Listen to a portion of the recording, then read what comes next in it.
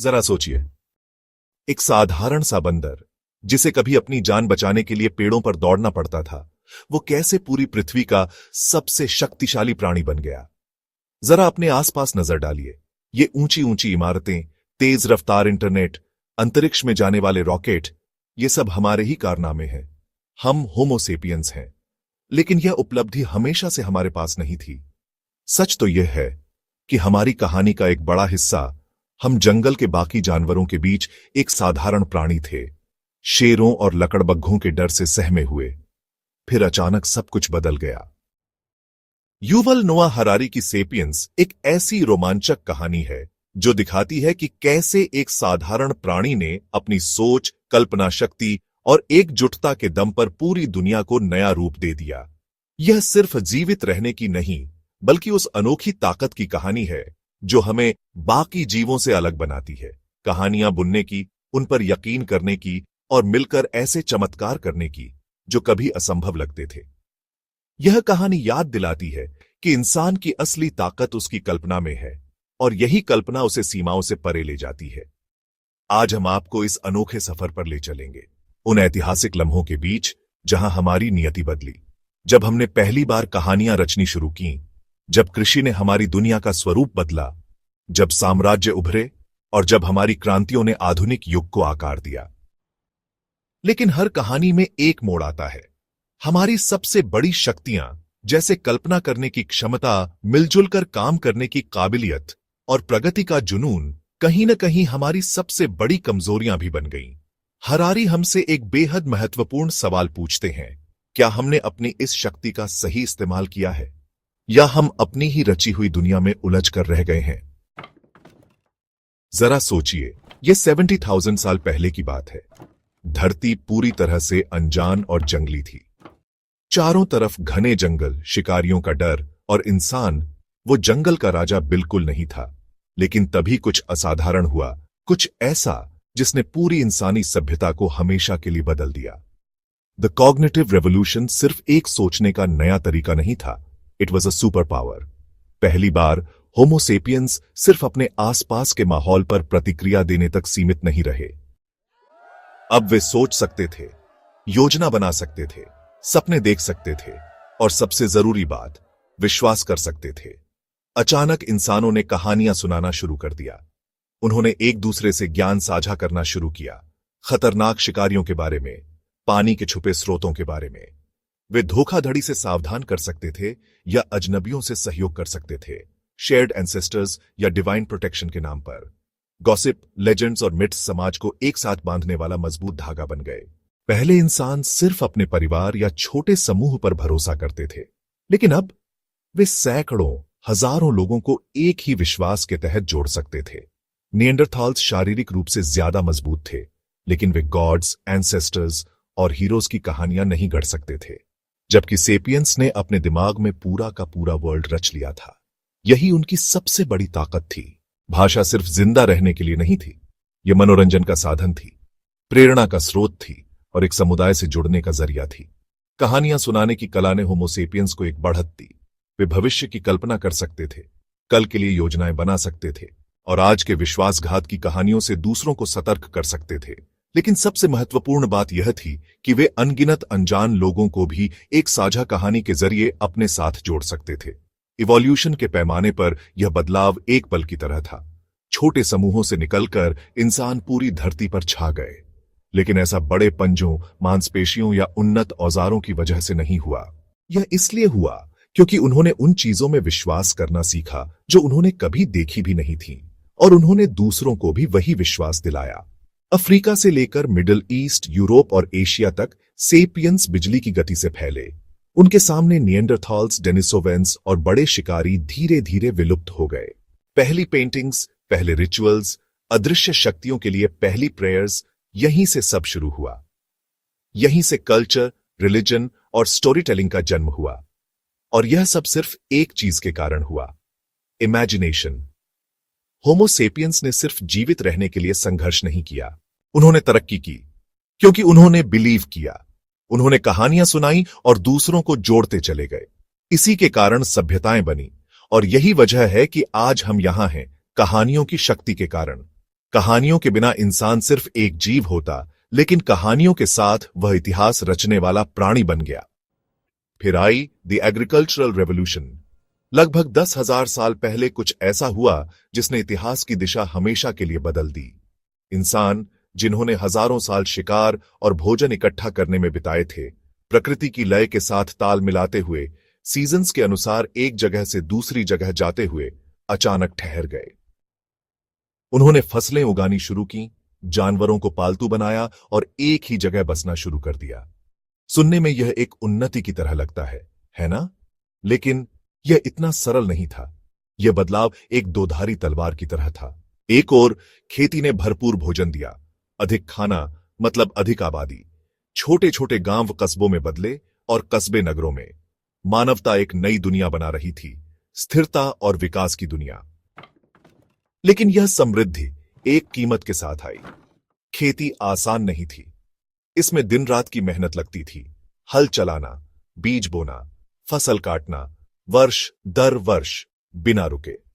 और शिकार और भोजन इकट्ठा करने वाली जीवन शैली, जो इंसानों को विविध आहार देती थी, उसकी तुलना में किसान कुछ सीमित फसलों पर निर्भर हो गए। अगर फसल खराब हो जाए तो भूखमरी तय थी। हरारी इसे इतिहास का सबसे बड़ा धोखा भी कहते हैं। क्यों? क्योंकि इंसानों ने खेती को आजादी पाने के लिए नहीं चुना। यह एक जाल की तरह था। पहले वे स्वतंत्र रूप से घूमने वाले खानाबदोश थे, लेकिन अब वे एक ही जगह पर बंध गए, पहले से कहीं अधिक कड़ी मेहनत करने वाले बन गए। जरा सोचिए, एक शिकारी या भोजन संग्राहक दिन में कुछ घंटे भोजन इकट्ठा करता था और फिर आराम करता, खोज करता या अपने आसपास की दुनिया का आनंद लेता।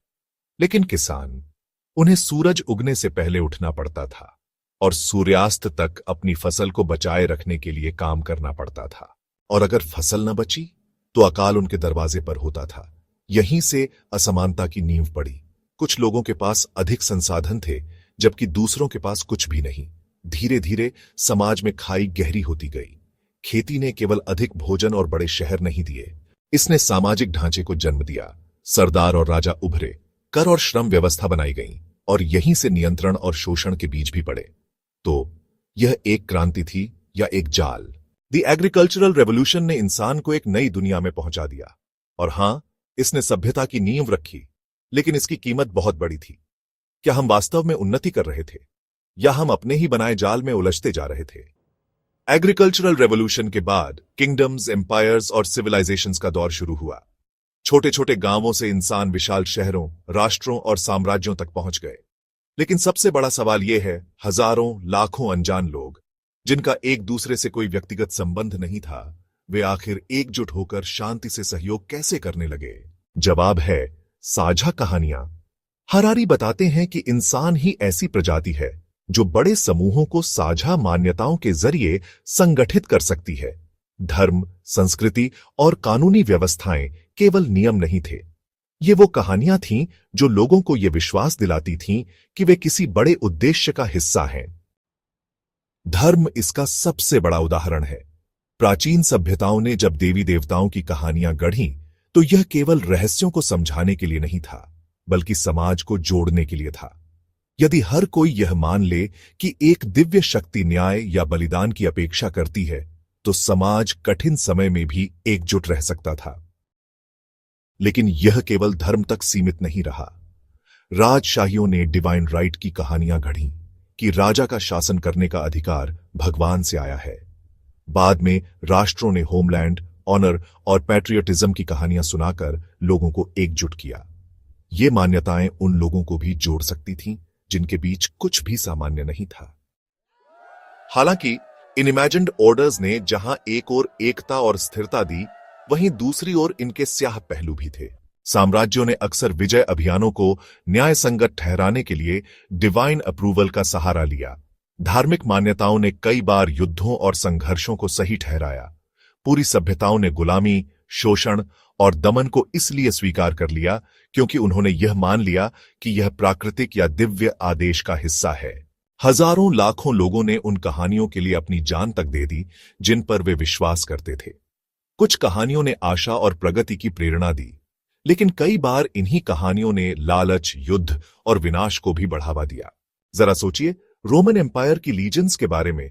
वे यह विश्वास करते हुए यूरोप में आगे बढ़े कि वे पैक्स रोमाना यानी पीस ऑफ रोम फैला रहे हैं, लेकिन जिन पर आक्रमण हुआ उनके लिए यह विजय नहीं बल्कि दास्ता और विनाश लेकर आई।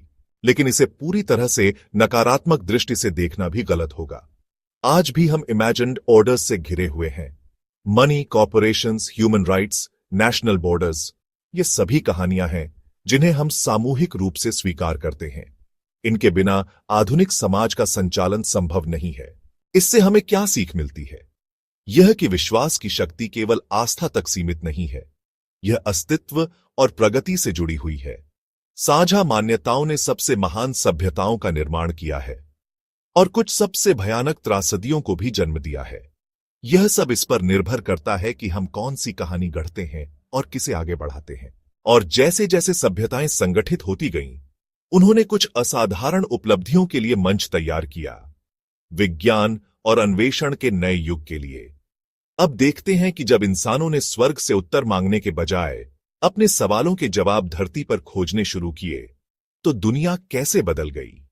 अब यहां से चीजें और भी ज्यादा दिलचस्प हो जाती हैं। The scientific revolution. लगभग 500 साल पहले मानवता ने एक साहसिक कदम उठाया। जहां पहले रहस्यों को समझाने के लिए मिथकों, धर्म और दिव्य इच्छाओं का सहारा लिया जाता था, अब उनकी जगह जिज्ञासा, अवलोकन और प्रयोगों ने ले ली। पहली बार इंसानों ने खुद से यह सवाल किया, क्या हो अगर हम सब कुछ नहीं जानते? क्यों न इसे परखा जाए, मापा जाए और प्रमाण मांगा जाए। प्राचीन कहानियों को अंतिम सत्य मानने के बजाय लोगों ने साइंटिफिक मेथड अपनाया, प्रश्न पूछे, प्रयोग किए और तथ्यों पर भरोसा किया। गैलीलियो गैलिलाई को ही देख लीजिए। उस समय यह मान्यता थी कि पृथ्वी ब्रह्मांड का केंद्र है, क्योंकि धार्मिक मान्यताएं यही कहती थीं। लेकिन जब गैलीलियो ने दूरबीन से आकाश को देखा तो उन्होंने कहा, रुको, यहां कुछ और ही कहानी है। उन्होंने पाया कि ग्रह सूर्य के चारों ओर घूमते हैं, न कि पृथ्वी के। उनकी इस खोज ने सदियों पुरानी मान्यताओं को हिलाकर रख दिया। लेकिन विज्ञान केवल तारों और ग्रहों के बारे में नहीं थी, यह पृथ्वी पर जीवन को भी समझने का प्रयास था। इंसानों ने चिकित्सा, जीव विज्ञान, भौतिकी और रसायन शास्त्र का गहराई से अध्ययन शुरू किया। उन्होंने नई खोजों के लिए उपकरण बनाए, दूरबीनें, सूक्ष्मदर्शी, कंपास और घड़ियां, जो प्रकृति को अद्भुत सटीकता के साथ माप सकते थे। अब इंसान प्रकृति की दया पर नहीं थे, अब उनके पास इसे बदलने और नियंत्रित करने की शक्ति थी। और जब इंसान के पास शक्ति होती है, वह विस्तार करता है, तेजी से। वैज्ञानिक खोजें केवल प्रयोगशालाओं तक सीमित नहीं रहीं। उन्होंने अर्थव्यवस्थाओं को नया आकार दिया और साम्राज्यों को ताकत दी। ब्रिटेन और स्पेन जैसी शक्तियों ने नेविगेशन, जहाज निर्माण और नक्शानवीसी में हुई प्रगति का उपयोग विशाल वैश्विक अन्वेषण के लिए किया।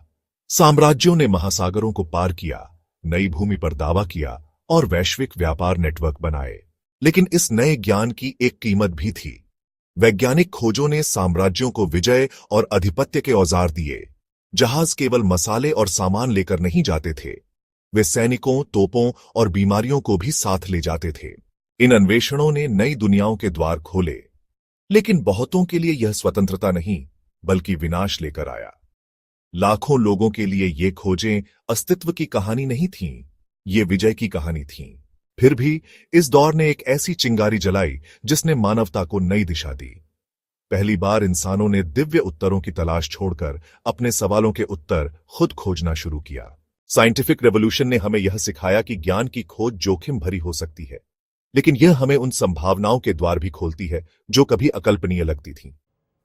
कैपिटलिज्म, आधुनिक दुनिया की आर्थिक धड़कन। लेकिन आखिर यह है क्या? ज्यादातर लोग इसे मार्केट्स, बिजनेसेस और पैसों से जोड़ते हैं, लेकिन हरारी बताते हैं कि यह सिर्फ ट्रांजैक्शंस का सिस्टम नहीं है, यह विश्वास की एक प्रणाली है। विश्वास किस पर? न तो देवताओं पर, न ही राजाओं पर, बल्कि भविष्य पर। कैपिटलिज्म तभी फलता फूलता है जब लोग इस पर विश्वास करते हैं कि कल आज से बेहतर होगा। यही विश्वास इन्वेस्टमेंट, इनोवेशन और ट्रेड को आगे बढ़ाता है।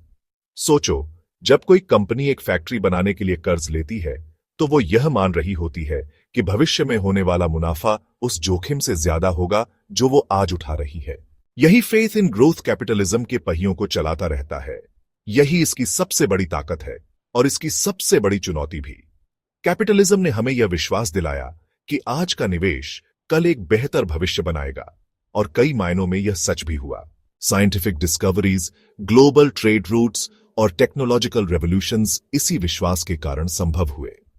अचानक इंसान केवल जीवित नहीं रह रहे थे, they were thriving.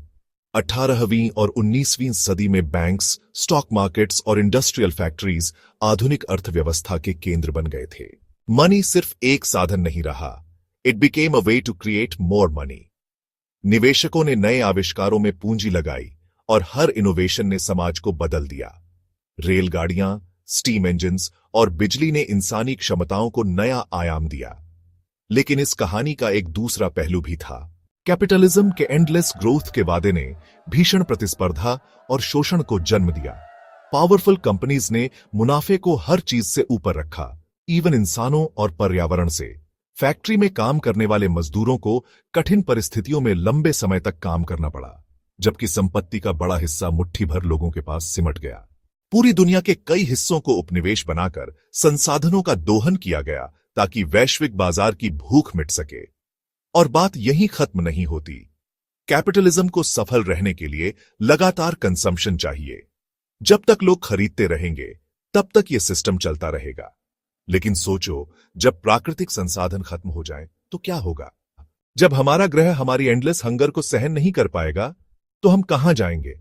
Harari argue करते हैं कि कैपिटलिज्म ने हमारे मूल्यों को भी बदल दिया है। कितना पर्याप्त है? यह पूछने के बजाय समाज ने अगला क्या पूछना शुरू कर दिया। ग्रोथ सक्सेस का पैमाना बन गया और स्टेबिलिटी को फेलियर की तरह देखा जाने लगा। लेकिन कैपिटलिज्म का एक सकारात्मक पक्ष भी है। इसने इनोवेशन को बढ़ावा दिया। आधुनिक चिकित्सा से लेकर ग्लोबल कनेक्टिविटी तक आज जो सुविधाएं हम एंजॉय करते हैं, वो इसके बिना शायद संभव नहीं होती। इसने व्यक्तिगत महत्वाकांक्षा को एक ऐसी ताकत में बदला जिसने दुनिया का चेहरा बदल दिया। मगर चुनौती यह है कि कैपिटलिज्म को यह नहीं पता कि उसे कब रुकना है। यह एक ऐसी तेज रफ्तार ट्रेन है जिसके पास ब्रेक्स नहीं है, जो शक्तिशाली है, लेकिन अगर पटरी से उतरी तो विनाशकारी हो सकती है। तो सवाल यह है कि अब हम कहां खड़े हैं? हरारी सुझाव देते हैं कि कैपिटलिज्म सिर्फ एक इकोनॉमिक सिस्टम नहीं है, इट्स अ स्टोरी। एक ऐसी कहानी जो प्रगति, उम्मीद और समृद्धि के बारे में है। लेकिन यह हम पर निर्भर करता है कि यह कहानी हमें एक बेहतर भविष्य तक ले जाती है या तबाही की ओर। और जब यह ग्रोथ की भूख मानव सभ्यताओं, विश्वासों और राष्ट्रों से टकराती है, तो क्या होता है? चलिए अब बात करते हैं ग्लोबलाइजेशन की, उस इंटरकनेक्टेड वेब की जिसने पूरी मानवता को एक दूसरे से जोड़ दिया है। इमेजिन करो, विशाल जहाज अज्ञात महासागरों में सफर कर रहे हैं, जिन पर एक्सप्लोरर्स, मर्चेंट्स और सोल्जर्स सवार हैं। साइंस और कैपिटलिज्म एक फ्यूल की तरह काम कर रहे थे, जो यूरोपियन एम्पायर्स को ग्लोबल डोमिनेंस की ओर धकेल रहे थे। लेकिन ये जहाज केवल सामान ही नहीं, बल्कि पावर, कल्चर और कंट्रोल भी दुनिया भर में फैला रहे थे। यह था the age of empires. Britain, Spain और पोर्चुगल जैसे राष्ट्र महज एडवेंचर के लिए एक्सप्लोर नहीं कर रहे थे, they were driven by the promise of wealth and glory. उन्होंने कॉलोनीज स्थापित की, विशाल क्षेत्रों पर दावा किया और पूरे कॉन्टिनेंट्स पर अपनी भाषाएं, धर्म और आर्थिक व्यवस्थाएं थोप दी। लेकिन इन भव्य एक्सप्लोरेशंस के पीछे एक क्रूर सच्चाई छिपी थी। The colonisation of the Americas ने लाखों इंडिजिनस लोगों की मौत का कारण बना, युद्ध, गुलामी और बीमारियों के जरिए। एम्पायर्स ने कभी परमिशन नहीं मांगी, उन्होंने वो लिया जो वो चाहते थे। जमीनें छीन ली गईं, संस्कृतियों को दबा दिया गया और एंशिएंट ट्रेडिशंस को सिविलाइजेशन के नाम पर मिटा दिया गया। लेकिन यहीं से ग्लोबलाइजेशन की शुरुआत भी हुई। हरारी बताते हैं कि ग्लोबलाइजेशन सिर्फ स्पाइसेस, सिल्वर और सिल्क के बारे में नहीं थी। यह आइडियाज, बिलीफ्स और टेक्नोलॉजीज के ग्लोबल स्प्रेड के बारे में भी थी। व्यापार मार्ग, इंफॉर्मेशन हाईवेज बन गए। प्रिंटिंग प्रेसेस ने साइंटिफिक नॉलेज को फैलाना शुरू किया। मिशनरीज ने अपने धर्म का प्रचार किया। धीरे धीरे इंसान खुद को छोटे छोटे ट्राइब्स या किंगडम्स का नहीं, बल्कि एक इंटरकनेक्टेड दुनिया का हिस्सा मानने लगे। ईस्टर्न एम्पायर्स जैसे ऑटोमन, मुगल और चिंग डायनेस्टी का भी ग्लोबल कल्चर पर गहरा प्रभाव पड़ा। इंडिया से टेक्सटाइल्स, चाइना से टी और मिडिल ईस्ट से इस्लामिक स्कॉलरशिप वैश्विक बाजारों का हिस्सा बने। दुनिया छोटी और आपस में जुड़ी हुई लगने लगी, लेकिन यह कनेक्शन हमेशा बराबरी का नहीं था। दुनिया के कई हिस्सों को इस ग्लोबल सिस्टम में जबरदस्ती, हिंसा और एक्सप्लॉयटेशन के जरिए शामिल किया गया। पूरी सोसाइटीज एक ऐसी इकोनॉमिक मशीन का हिस्सा बन गईं जिससे केवल शक्तिशाली लोगों को फायदा हुआ। फिर भी ग्लोबलाइजेशन ने कुछ अनोखे बंधन भी बनाए। म्यूजिक, क्विजीन और ट्रेडिशंस ने एक दूसरे में घुल मिलकर मॉडर्न कल्चर को आकार दिया।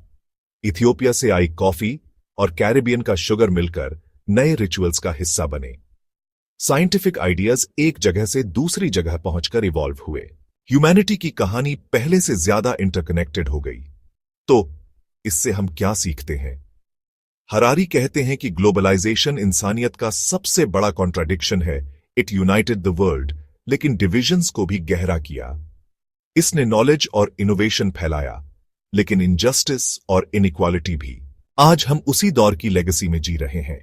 जो कपड़े हम पहनते हैं, जो खाना हम खाते हैं, जो भाषा हम बोलते हैं, ये सब एक्सप्लोरेशन, ट्रेड और एम्पायर्स की सदियों लंबी कहानी का हिस्सा है। हम पहले से ज्यादा कनेक्टेड हैं, but this connection comes with responsibility. और इस ग्लोबल वेब के साथ साथ एक और बड़ा बदलाव हुआ, मॉडर्न एज में लाइफ और डेथ पर मास्टरी पाने की इंसानी कोशिश। अब देखते हैं कि जब ह्यूमंस ने लाइफ और डेथ को कंट्रोल करने की कोशिश की तो क्या हुआ। Welcome to the modern era, the age of wonders. सोचो, कुछ ही 100 सालों में इंसानों ने वो हासिल कर लिया जो कभी असंभव लगता था। डेडली डिजीजेस पर विजय पाई गई, इंसान अंतरिक्ष तक पहुंच गए, डीएनए के रहस्यों को सुलझाया गया और पूरी दुनिया में औसत जीवन काल बढ़ गया। आज की जिंदगी पहले से कहीं ज्यादा सुरक्षित, लंबी और आरामदायक है। लेकिन यहां एक पैराडॉक्स है। इतनी प्रगति के बावजूद हम आज भी वही पुराने सवाल पूछ रहे हैं। हम यहां क्यों हैं? इस सब का उद्देश्य क्या है? हमारे तमाम ट्रायम्फ्स के बाद भी मीनिंगफुल लाइफ का मतलब क्या है? हमने ऐसी सिटीज बनाई हैं जो कभी सोती नहीं, नेटवर्क्स जो हमें 24/7 कनेक्टेड रखते हैं और एंडलेस एंटरटेनमेंट स्ट्रीम्स जो हमें व्यस्त रखते हैं। लेकिन इस सारी नॉइज के बीच हम कहीं ना कहीं खो गए हैं। हरारी आर्ग्यू करते हैं कि कंज्यूमरिज्म और टेक्नोलॉजी के इस युग में हम चॉइसेस और डिस्ट्रैक्शंस के बीच फंसे हुए हैं। लेकिन असल सवाल यही है, ये सारी प्रोग्रेस किसके लिए है? क्या हैप्पीनेस कोई ऐसी चीज है जिसे खरीदा जा सकता है, डाउनलोड किया जा सकता है या अपग्रेड किया जा सकता है? इतिहास बताता है कि जब भी इंसान को सर्वाइवल की चिंता नहीं रही, तब उसने एक और बड़ी खोज शुरू की, मीनिंग की तलाश। धर्म ने सदियों तक इंसानों को पर्पस दिया, लेकिन मॉडर्न एरा ने पारंपरिक विश्वासों को चुनौती दी और नई विचारधाराओं को जन्म दिया। Nationalism, liberalism, humanism. फिर टेक्नोलॉजी ने एक नई उम्मीद जगाई। सोशल मीडिया और वर्चुअल वर्ल्ड्स ने कम्युनिटीज को फिर से परिभाषित किया, लेकिन इसके साथ आइसोलेशन भी बढ़ा। साइंटिफिक एडवांसमेंट्स ने हमें बीमारियों से बचाया, लेकिन अब हम अमरता, इमॉर्टैलिटी का सपना देख रहे हैं। लेकिन क्या इस दौड़ का कोई अंत है? हरारी हमें याद दिलाते हैं कि इंसान की कहानी सिर्फ सर्वाइवल की नहीं है। It's about the stories we tell ourselves. हम लगातार खुद को रीडिफाइन कर रहे हैं, लेकिन क्या हम अपनी ही कहानी पर कंट्रोल खो रहे हैं? आज self help industries, mindfulness apps और पर्सनल ग्रोथ मूवमेंट्स यह साबित करते हैं कि मॉडर्न ह्यूमंस पर्पस और पीस की तलाश में हैं। लेकिन सवाल वही रहता है, क्या मीनिंग एक डेस्टिनेशन है या यह एक इवॉल्विंग प्रोसेस है? मॉडर्न एज ने हमें लिमिटलेस पॉसिबिलिटीज दी हैं, लेकिन वो डेफिनेट आंसर्स नहीं जिनकी हमें तलाश थी। शायद मीनिंग उस जर्नी में छुपा है जो हम एक दूसरे के साथ मिलकर तय करते हैं। प्रोग्रेस अकेले हासिल नहीं की जाती और मीनिंग भी अकेले नहीं पाया जाता। तो आज जब हर चीज एक्सेसिबल है, सबसे बड़ा सवाल यही है, हम किस दिशा में जा रहे हैं और किस कहानी को जी रहे हैं? आइए अब देखते हैं कि जब इंसानों ने प्रोग्रेस की सीमाओं को छूने की कोशिश की, तो उन्होंने एक नई मॉरल रिस्पॉन्सिबिलिटी कैसे अपनाई। आर्टिफिशियल इंटेलिजेंस और जेनेटिक इंजीनियरिंग की दुनिया में यह वही चैप्टर है जो मानवता के भविष्य की कहानी लिखेगा। सेपियंस हमें याद दिलाती है कि इंसानों की कहानी सिर्फ इतिहास के पन्नों में नहीं सिमटी है, यह हर पल आगे बढ़ रही है। हमारी सबसे बड़ी ताकत हमारी कहानियां हैं, लेकिन यह हम पर निर्भर करता है कि हम इन कहानियों से एक बेहतर भविष्य गढ़ते हैं या खुद को उन्हीं में उलझा लेते हैं। तो सवाल यह है, अब जब हम अपनी दुनिया के निर्माता बन गए हैं, तो क्या हम जिम्मेदारी से इस शक्ति का इस्तेमाल करेंगे? The journey of humanity is far from over, it's in our hands. अगर आपको यह वीडियो पसंद आया हो और आप ऐसी ही थॉट प्रोवोकिंग समरीज देखना चाहते हैं, तो लाइक करना ना भूलें। अपनी राय नीचे कमेंट्स में जरूर बताएं। हम जानना चाहते हैं कि आपके हिसाब से इंसान की कहानी अब किस दिशा में जा रही है। और हां, सब्सक्राइब जरूर करें ताकि आप हर नई कहानी का हिस्सा बन सकें। Thanks for watching and see you in the next video.